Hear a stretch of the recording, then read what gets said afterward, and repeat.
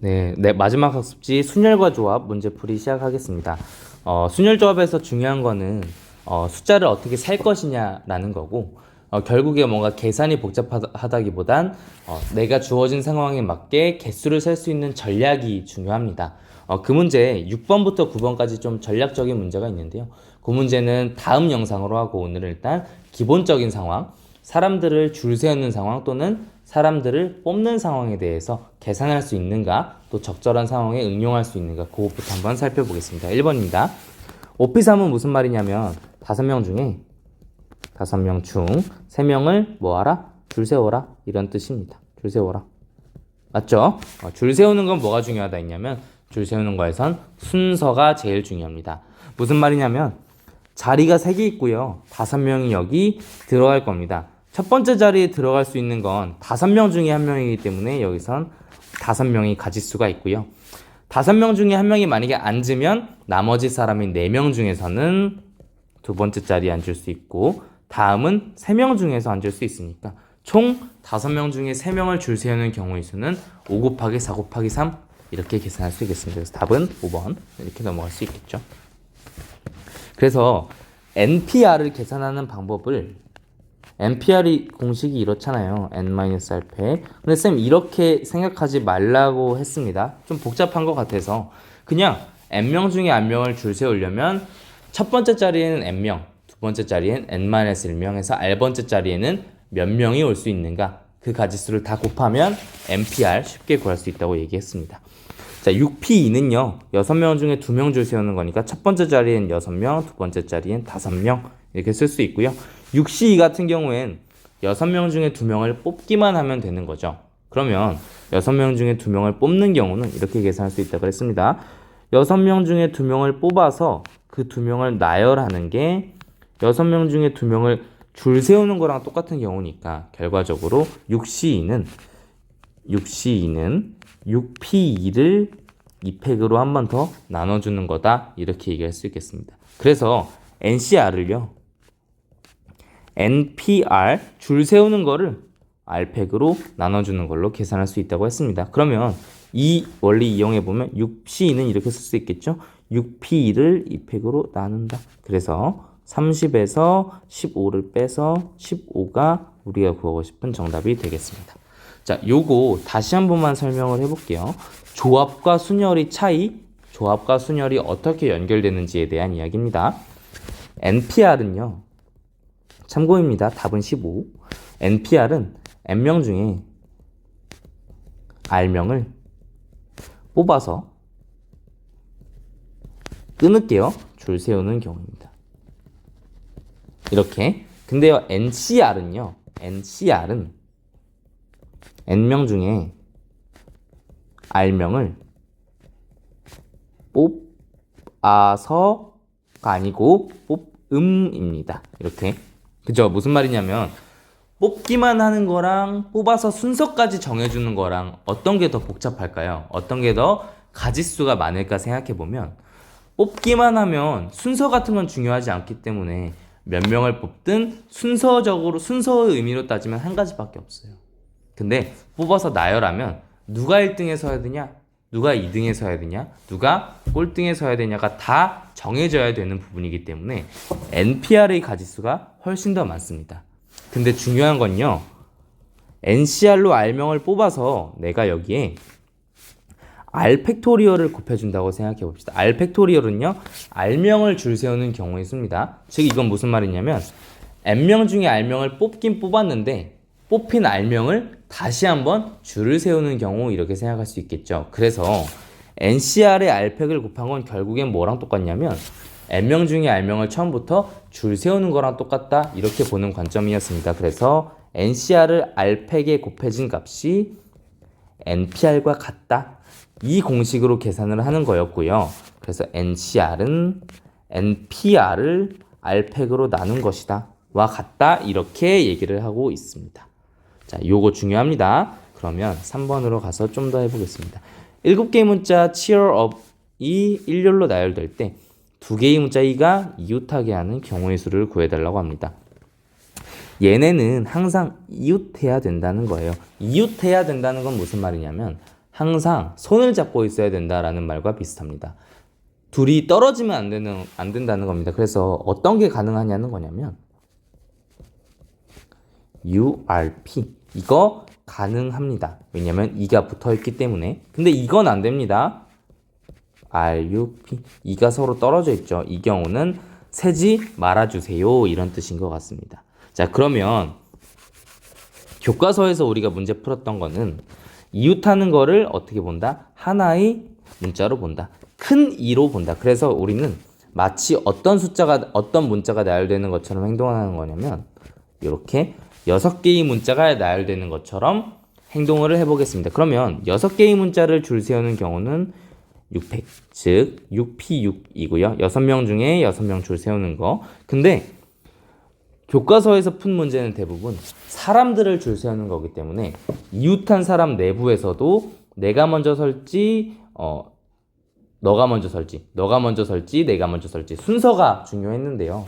지금 이거 같은 경우엔 대문자 이는 소문자 이와 소문자 이로 구성되어 있기 때문에 얘네 둘이 순서를 바꾸나 마나 우리가 볼 때는 그냥 똑같이 서 있는 거랑 같죠. 그래서 그 교과서에 있는 사람들이 이웃하는 문제에서는 전체로 보고 나열시켜주고 그 다음에 그 전체로 본 그 내부를 다시 한번 나열시켜주는 걸 추가로 곱해줬어야 되는데 이 문제 같은 경우엔 여기에 2팩이 들어가지 않는다. 이게 핵심입니다. 2랑 2는 서로 같은 거기 때문에 그래서 답은 6팩 720 이렇게 계산 가능하겠습니다. 4번 5장의 카드가 있습니다. 얘는 다 서로 다 다른 카드죠. 숫자가 적혀 있으니까 이 카드를 일렬로 나열할 때 짝수가 적혀 있는 카드끼리 서로 이웃하지 않도록 해달라고 합니다. 어떤 조건이 있는 카드끼리 이웃하지 않게를 원하면 일단 첫 번째 생각해야 되는 건 조건이 없는 것들. 여기서는 홀수 카드겠죠. 왜 이게겠지? 홀수 카드를 먼저 줄 세워 보겠습니다. 줄 세우기 이렇게. 자, 홀수 카드를 줄 세우는 경우에는 뭘까요? 홀수 3개를 그냥 줄만 세우면 되니까 줄 세운다는 건 순서만 부여해 주면 되니까 결과적으로 3P3 이게 홀수를 줄 세우는 경우의 수인 것 같습니다. 6개죠. 총 6 이렇게. 만약에 홀수가 섰다고 해봅시다. 3, 1, 5 이런 순서로 섰다고 해볼게요. 근데 짝수를 여기에 추가로 세울 건데 짝수를 세울 때 서로 이웃하지 않도록 하는 거는 짝수랑 짝수 사이에 반드시 뭐가 있어야 된다? 홀수가 있어야 된다는 뜻입니다. 홀수가 한 개만 있어야 된다 이런 말은 없고요. 홀수가 여러 개 있어도 상관없습니다. 그래서 홀수가 쓰면 자동적으로 생기는 자리가 첫 번째, 두 번째, 세 번째, 네 번째 자리가 자동적으로 생기게 되고요. 내가 이 네 자리 중에 2개만 적절히 골라준다면 그리고 거기에 짝수가 들어가기만 한다면 그러면 당연히 짝수랑 짝수 사이엔 홀수가 적어도 1개는 반드시 있게 됩니다.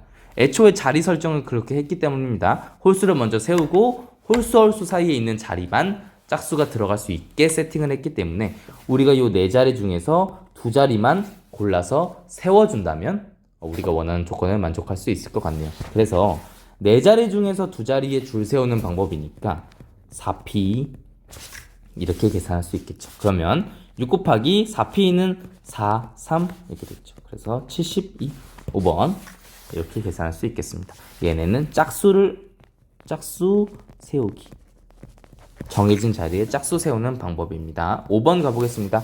5번 같은 종류네요. 지금 다른 카드예요. 숫자가 적혀 있으니까. 근데 얘는 같은 종류입니다. 같은 종류의 흰 바둑돌 5개와 검은 바둑돌 X로 할까요? 검은 바둑돌 4개가 있습니다. 이때 얘네를 일렬로 나열할 때 검은 바둑돌 4개 중 2개는 서로 이웃하고 나머지 2개는 어느 검은 바둑돌과도 이웃하지 않도록 해달라고 합니다. 자, 이웃하지 않도록 이라고 했으니까 쌤은 먼저 흰 바둑돌 먼저 나열을 해보겠습니다. 그래서 흰 바둑돌 사이사이에 있는 좌석에 검은 바둑돌을 배치한다. 이렇게 이해하면 되겠죠? 자, 그러면 흰 바둑돌을 나열을 해보겠습니다. 이렇게. 그러면 빈자리에는 여기 이렇게 총 6개의 빈자리가 있을 건데요. 흰 바둑돌을 나열하는 경우의 수는 몇 가지일까요? 아까처럼 500개 이렇게 이해하면 될까요? 자, 흰 바둑돌을 그냥 나열하는 경우의 수가 500개면 120개거든요. 120개가 있다 그랬는데 저는 120개는커녕 이거 말고 다른 경우도 못 찾겠습니다. 즉 하나밖에 없다고 생각이 드는데요. 왜냐면 얘네들이 서로 순서를 바꿔서 썼다고 해볼게요. 만약에 쌤은 머릿속에서 지금 이놈을 열로 보내고 이놈을 다시 이렇게 얘네 둘이 자리를 바꾼 것처럼 다시 한번 써보겠습니다. 쌤이 지금 죄송합니다. 쌤이 지금 그리는 건 1번이랑 3번 돌이 자리를 바꿨습니다. 자, 겉보기는 어때요? 그죠? 아무리 머릿속에서 자리를 바꿨다고 해도 실제로 보이는 거는 그냥 첫 번째 거와 똑같습니다. 왜냐면 돌마다 숫자가 이렇게 매겨진 게 아니고 서로 같은 종류의 돌이라고 했기 때문에 얘네들은 그냥 어떻게 해서든 자리를 바꾸고 생쇼를 하든 그냥 모두 한 가지 경우다 이렇게 생각하는 게 맞습니다. 그래서 5팩이 아니고 1. 흰돌을 세우는 경우. 흰돌을 세우는 경우 수 1. 그 다음에 자리가 6개 있죠. 6개 중에 검은 바둑들은 2개가 이웃하고 나머지는 다 각각 서야 합니다. 그래서 총 6개 자리 중에서 3개만 골라보겠습니다. 거기 안에는 이 돌이 들어갈 것입니다. 근데 일단 뽑기만 해볼게요. 순서 배열 안 하고. 그래서 6C3 검정돌 들어갈 자리를 선택만, 순서 없습니다. 선택만 해보겠습니다. 만약에 이 자리라고 이야기를 해볼게요. 자, 그러면 끝인가? 끝이 아니에요. 왜냐면 검정돌은 2개짜리도 있고 1개짜리도 있고 1개짜리도 있습니다. 근데 우리는 지금 3개의 자리만 선택해 준 거니까 2개짜리 이웃에 있는 이 돌이 들어갈 자리를 골라줘야 됩니다. 왜냐면 나머지 돌들은 자리 구별할 필요가 없는 게 만약에 검정색 돌 2개가 여기 이렇게 들어갔다고 하면 나머지 자리엔 자동적으로 얘네가 그냥 들어가는 거거든요. 그죠? 그래서 3개의 자리, 우리가 선택한 3개의 자리 중에 2개의 이웃한 검정돌이 들어갈 자리 하나만 골라주면 됩니다. 그래서 여기에 3실 이렇게 곱해주겠습니다. 자, 그러면 얘는 이게 들어갈 자리 선택이라고 보면 되겠죠. 이렇게. 그래서 6C3은 20, 3C1은 3, 흰돌 배열하는 경우 1 해서 60가지의 경우가 있다. 이렇게 보면 되겠습니다. 답은 1번.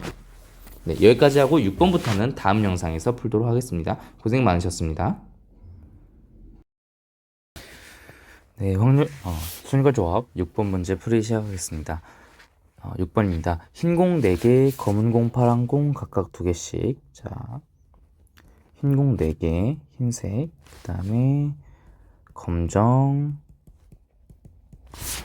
파랑, 이렇게 직접 한번 그려보겠습니다. 파랑, 그 다음에 빨간 공, 노란 공 각각 하나씩. 빨강, 노랑도 한번 해보겠습니다. 노랑색. 잘 안 보이는 것 같긴 하네요. 화면상에서. 좀 어두운 노란색으로 해볼까요?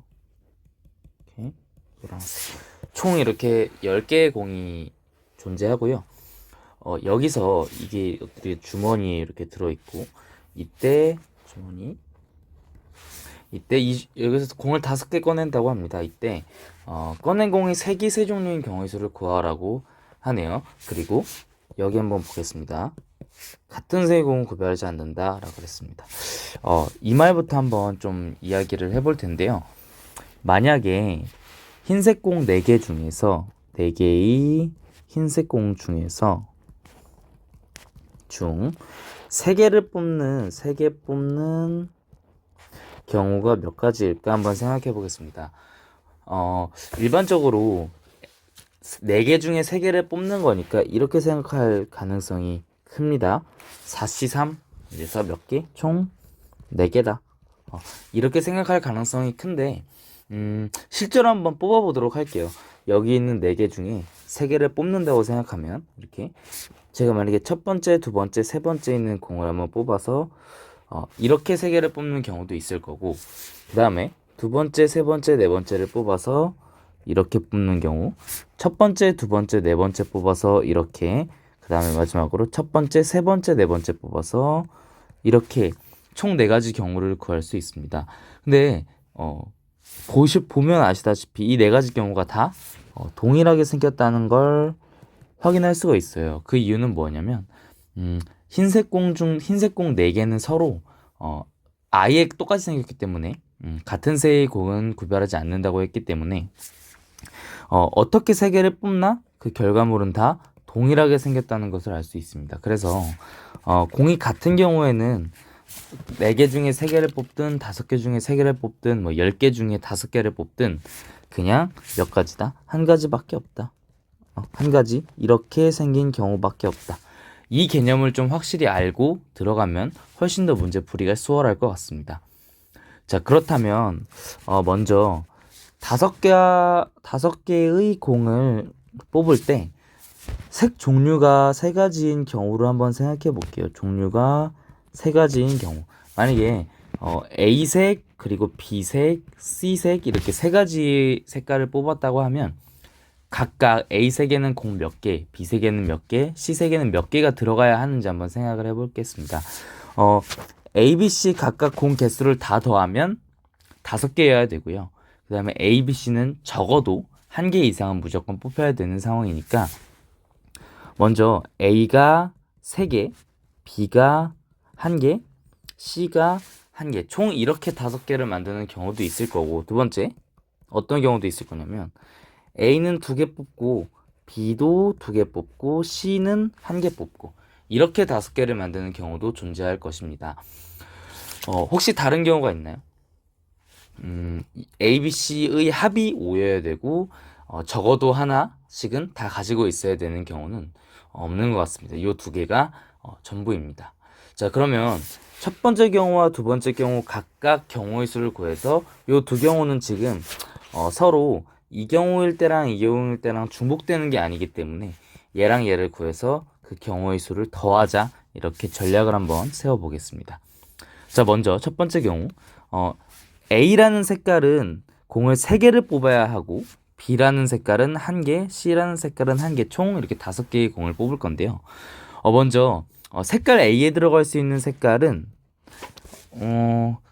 이 중에서 3개를 뽑을 수 있는 색깔을 선택을 해야 되니까 흰색밖에 없다는 것을 알 수 있습니다.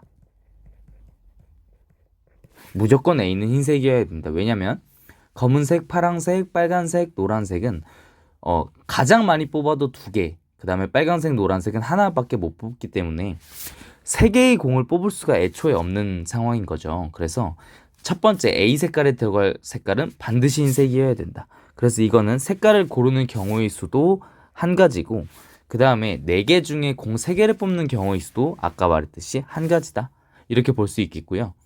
그 다음에 B와 C에 들어갈 색깔을 각각 골라줘야 되는데 나머지는 지금 공을 적어도 하나씩은 다 가지고 있는 거니까 검은색, 파란색, 빨간색, 노란색 총 4개의 색 중에 B, C에 들어갈 색 각각 하나씩 골라주면 될 건데요. 지금 B랑 C랑 따로 순서 같은 건 있는 게 아니죠. 그냥 주머니에서 골라서 꺼내는 거기 때문에 4가지 색깔 중에서 검은색, 파란색, 빨간색, 노란색 4가지 색깔 중에서 그냥 2가지 색깔만 골라주면 문제 없을 것 같습니다. 이렇게 되면 색깔을 2개를 고르는 셈이 되고, 만약에 이렇게 검정색, 파란색이 골라졌다고 했을 때 이 중에서 한 가지 공씩 이렇게 고르는 경우는 어떻게 될까요? 검은색 공 2개 중에 하나 고르는 경우 이 C일 아니고요. 2개 똑같이 생겼기 때문에 얘도 한 가지. 마지막 파란색도 2개의 공이 있지만 하나 고르는 경우 당연히 이 C일 아니고 한 가지입니다. 자, 그래서 얘랑 다 곱해줘야겠죠. 지금 A, B, C는 같은 상황에서 움직이고 있는 거니까. 그래서 첫 번째 흰색 3개, 그 다음에 B, C에 들어갈 색깔 하나씩 고르는 경우가 총 6가지가 나온다. 이렇게 알 수 있겠습니다. 그 다음에 A 2개 뽑고 B 2개 뽑고 C 하나 뽑는 경우를 생각해 볼 건데요. 지금 2개씩 뽑는 경우는 어떤 색깔 공이 2개가 있는 색깔만 고려하면 되겠죠. 앞서 첫 번째 경우에서 3개를 뽑는 공은 흰색, 3개를 뽑을 수 있는 공은 흰색밖에 없다라는 것과 비슷한 논리입니다.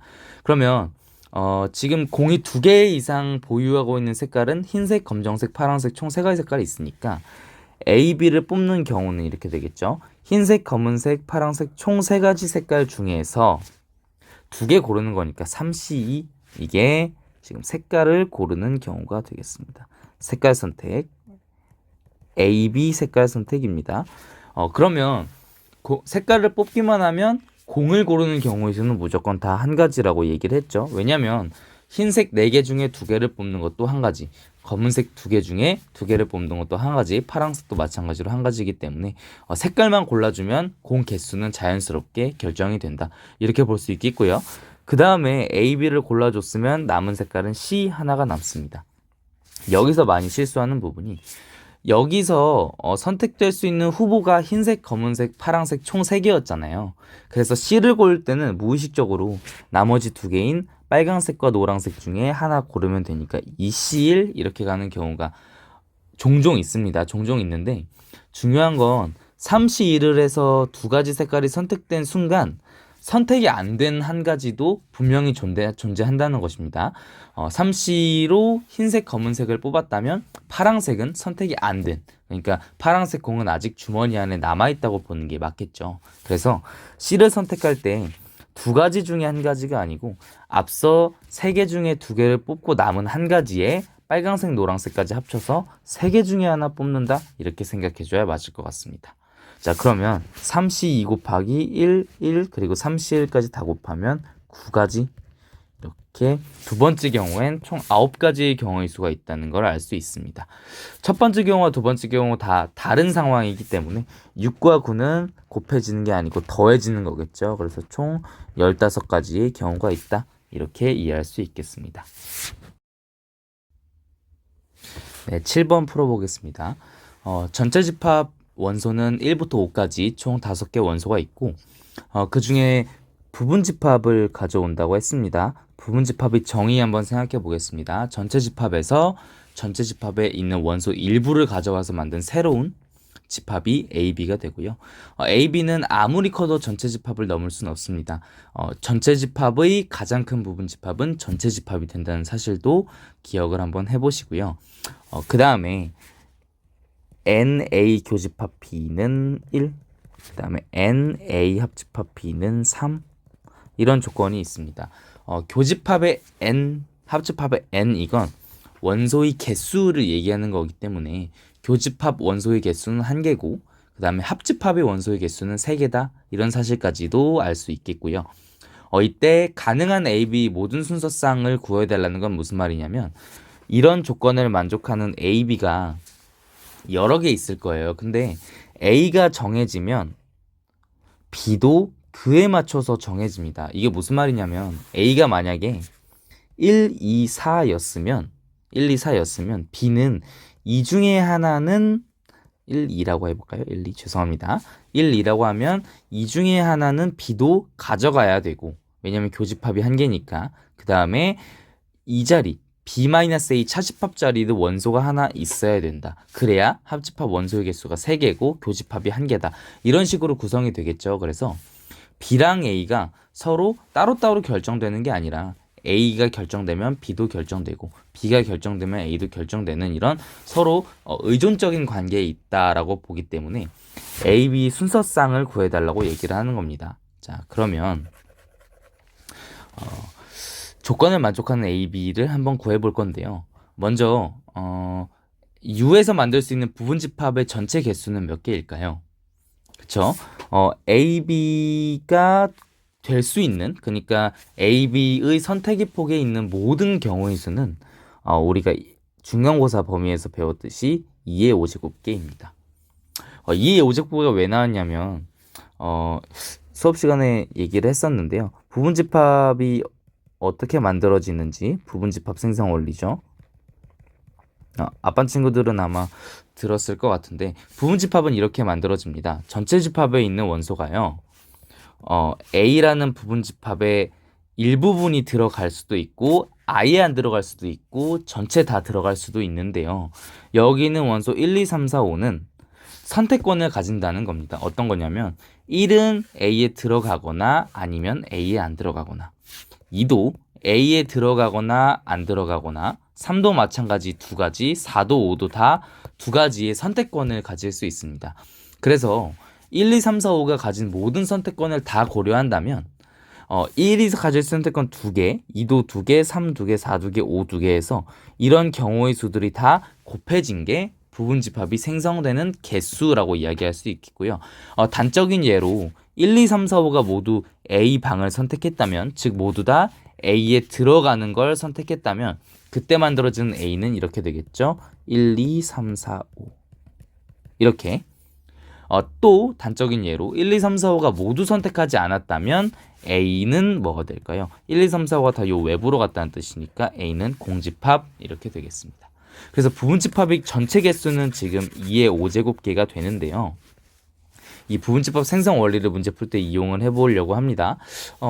A, B는 2의 5제곱개, 즉 32개 중에 각각 한 개씩일 테고 교집합 개수는 1개, 그 다음에 합집합 개수는 3개라고 했으니까 우리가 이런 집합의 표시 방법인 벤 다이어그램 형태로 한번 주어진 조건을 그림으로 나타내 볼 건데요.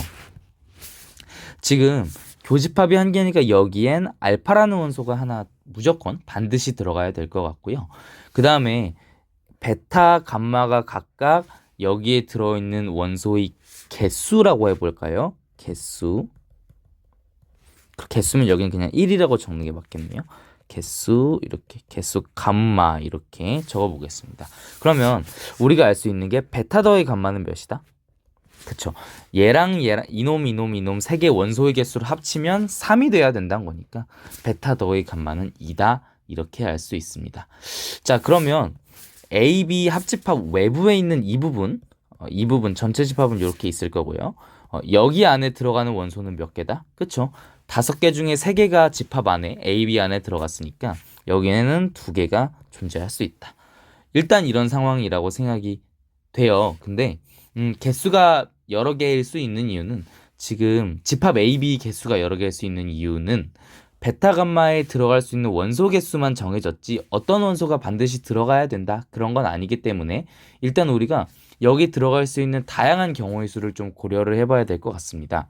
먼저 이렇게 한번 해볼게요.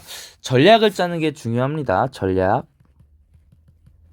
어떤 전략이냐면 뭔가 문제를 풀고 개수를 세고 곱하고 더하고 하는 건 일단 2차적인 문제고, 주어진 문제를 봤을 때 내가 이 문제를 어떻게 좀 해결해 나갈 것이다, 또는 이런 상황을 좀 이렇게 해석해서 이런 식으로 한번 내가 원하는 대상들을 뽑거나 줄 세워 볼 것이다, 이런 전략을 짜는 게 좀 중요하다, 이런 이야기입니다. 그래서 쌤이 선택한 전략은 이거예요. 일단 A 합집합 B에 들어갈 원소가 총 몇 개죠? 그죠? 3개. 여기 이 부분 형광펜 한번 가보겠습니다. 이 부분에 들어갈 원소는 총 3개이기 때문에 일단은 5개 전체 집합 1, 2, 3, 4, 5 중에서 A 합집합 B에 들어갈 원소 3개 먼저 골라보겠습니다. 뽑아보겠습니다. 이런 얘기입니다.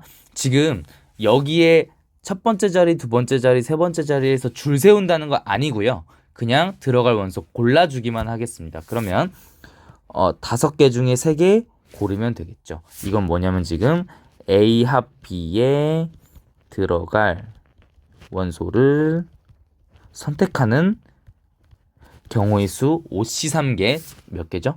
그렇죠. 5, 4, 3에 3, 2, 1 이렇게 계산되는 거니까 10개 이렇게 구할 수 있겠습니다.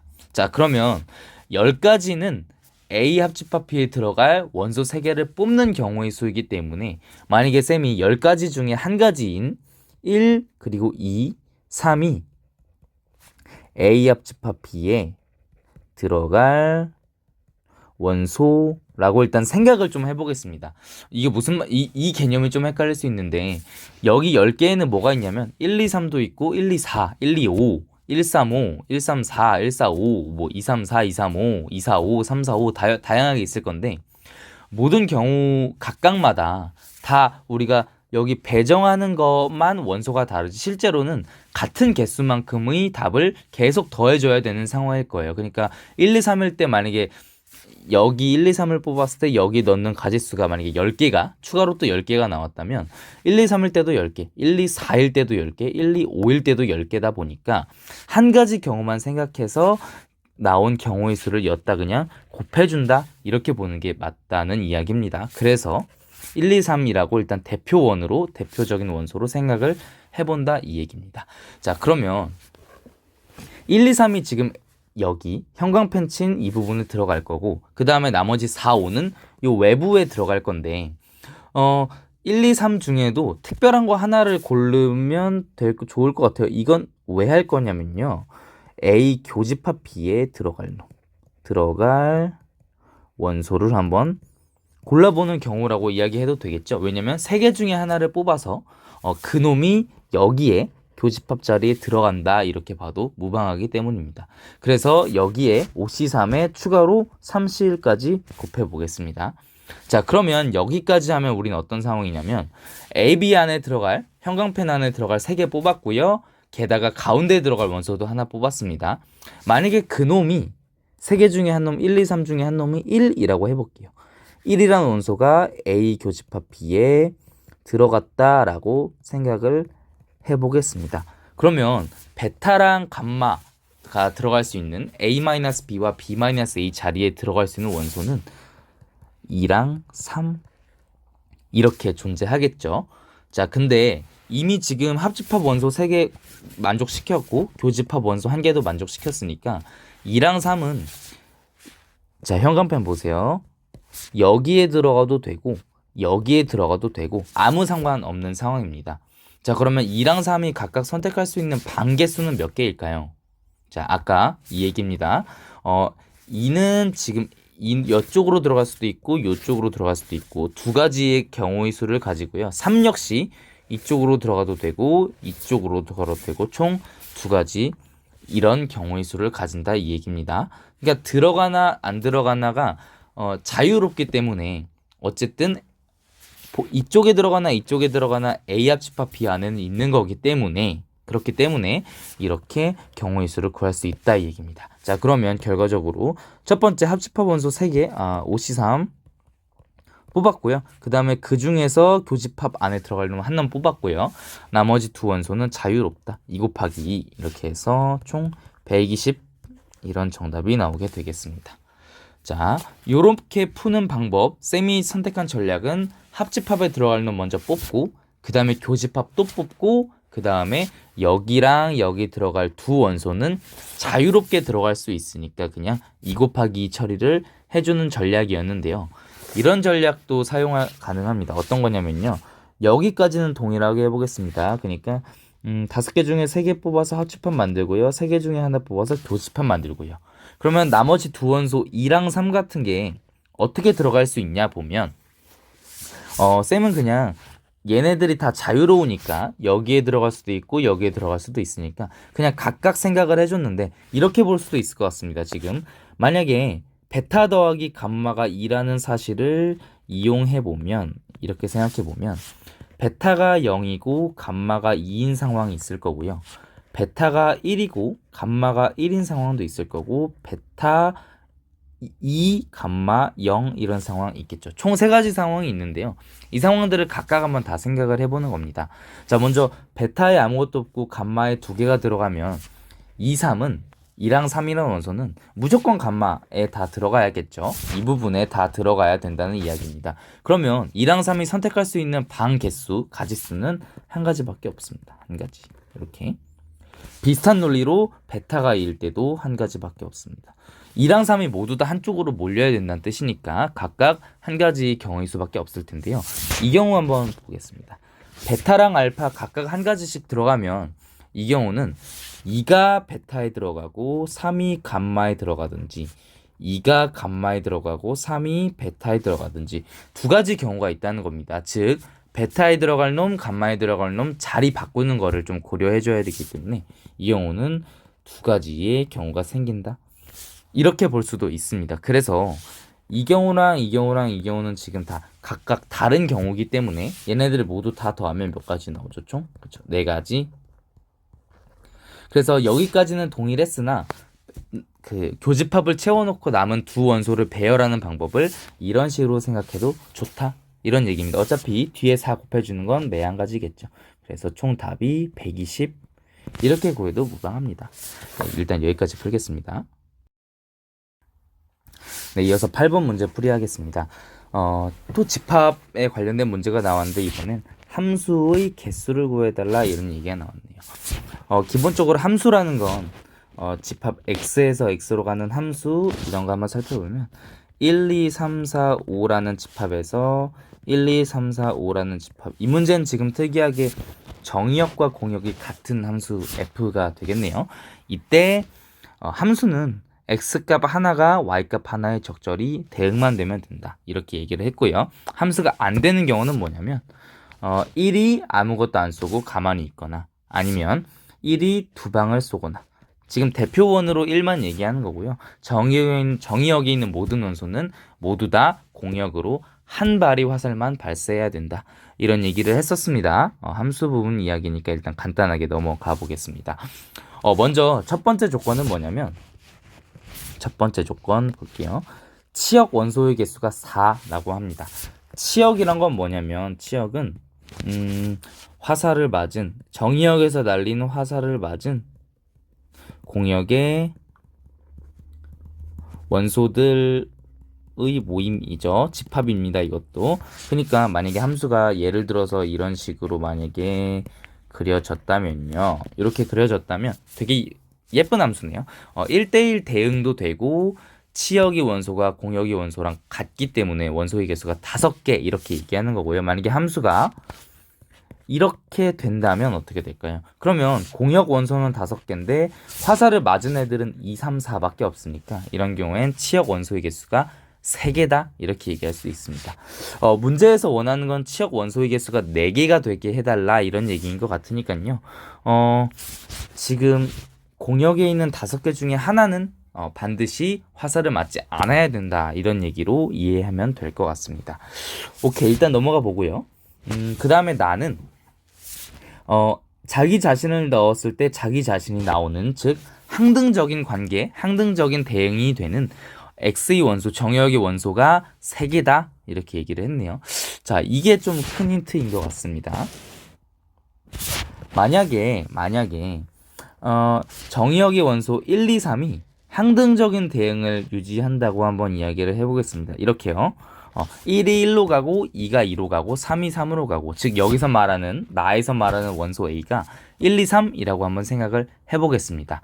5개 중에 3개를 뽑아서 그냥 항등적으로 보내주는 경우의 수는 먼저 몇 가지일까요? 한번 생각을 해볼게요.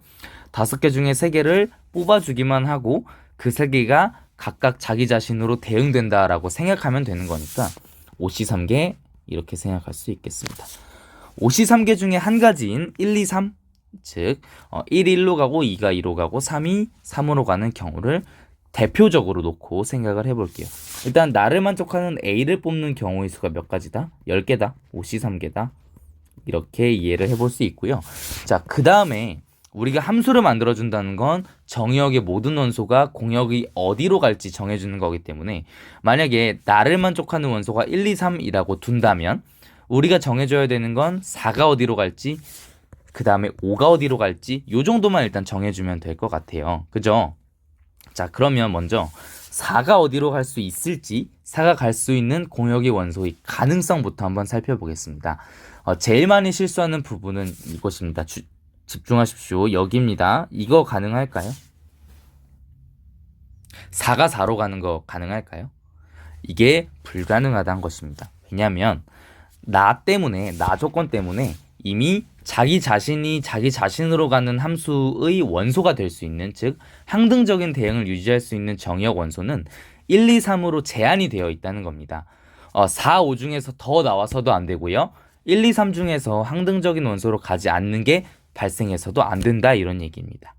자, 그러면 만약에 4가 4로 갈 수 없다면 어디로 갈 수 있죠? 4로 갈 수 없다면 5로는 갈 수 있을까요? 이렇게 5로는 갈 수 있죠. 5로는 갈 수 있습니다. 그러면 만약에 4가 5로 갔다고 한번 생각을 해볼게요. 이 경우는 지금 고정돼 있으니까 한 가지라고 이해해 볼 수 있겠고요. 4가 5로 갔다면 그 상황에서 곱하기 유지되면서 5는 어디로 갈 수 있을까요? 5는 지금 4로 갈 수 있나요? 못 갑니다. 왜냐하면 4로 가는 순간 치역의 원소의 개수가 5개가 되기 때문에 5는 4로 갈 수 없고요. 5는 5로 갈 수 있습니까? 5는 5로 갈 수 없습니다. 왜냐면 5는 항등적인 대응이 될 수 없기 때문에, 왜냐면 나가 이미 1, 2, 3이 항등적인 대응이 될 수 있는 모든 원소다라고 지정을 해준 거기 때문에 5는 4로도 못 가고 5로도 못 갑니다. 그러면 5가 갈 수 있는 곳은 1, 2, 3밖에 없겠죠. 그래서 세 가지 중에 한 가지로 간다. 이거는 지금 5가 1, 2, 3 중에 한 가지로 가는 경우라고 이해할 수 있겠습니다. 그래서 만약에 4가 5로 간다면 총 3가지 함수가 존재한다라고 볼 수 있고요. 4가 이번에는 1이나 2나 3으로 간다고 한번 생각을 해보겠습니다. 이 경우에는 만약에 이런 식으로 1이나 2나 3 중 아무 데나 한 군데로 간다고 생각하면 이걸 정하는 경우의 수는 3가지가 되겠죠. 왜냐면 1, 2, 3 중에 하나 뽑으면 되는 거니까 4, 2 함수값을 뽑는 경우 3가지 있겠고요. 이런 경우에 5는 어디로 가야 될까요? 5는 지금 5로는 갈 수 없습니다. 5로는 갈 수는 없고 절대 불가능하고 5가 갈 수 있는 곳은 1, 2, 3으로 가도 상관이 없을까요? 1, 2, 3으로 간다고 하면 4도 1, 2, 3으로 가고 5도 1, 2, 3으로 가고 1, 2, 3 역시 각각 1, 2, 3으로 가기 때문에 치역 원소의 개수가 3개밖에 없게 되는 거죠. 이런 상황입니다. 지금 이렇게 이동하게 되면 5에도 안 가고 4에도 안 가니까 함수값이 될 수 있는 공역의 원소가 3개밖에 없다. 즉 치역의 원소가 3개밖에 없다는 거니까 가족권을 만족할 수가 없습니다. 그러면 5가 갈 수 있는 경우는 어디밖에 없다? 4밖에 없다. 자, 5는 반드시 4로 가야 한다, 이런 뜻입니다. 왜냐면 치역 개수 4개를 만족시키기 위해서. 그래서 이거는 한 가지밖에 없겠죠. 4밖에 없으니까. 자, 그러면 이 경우도 마찬가지로 몇 개? 3가지. 이렇게 볼 수 있겠네요. 근데 4가 5로 가는 경우랑 4가 1, 2, 3으로 가는 경우는 다른 경우니까 2가지 케이스를 더해준다. 이렇게 보면 되겠습니다. 그래서 일단 나 조건을 만족하는, 즉 항등적인 대응을 만드는 원소를 골라주는 게 OC3가지 총 10가지고요. 그 다음에 나머지 두 원소가 각각 가나 조건을 만족하게 대응시켜주는 경우의 수가 3가지랑 3가지에서 총 6개 이렇게 나오죠. 그래서 총 답은 60가지의 함수가 존재할 수 있다, 이렇게 구할 수 있겠습니다.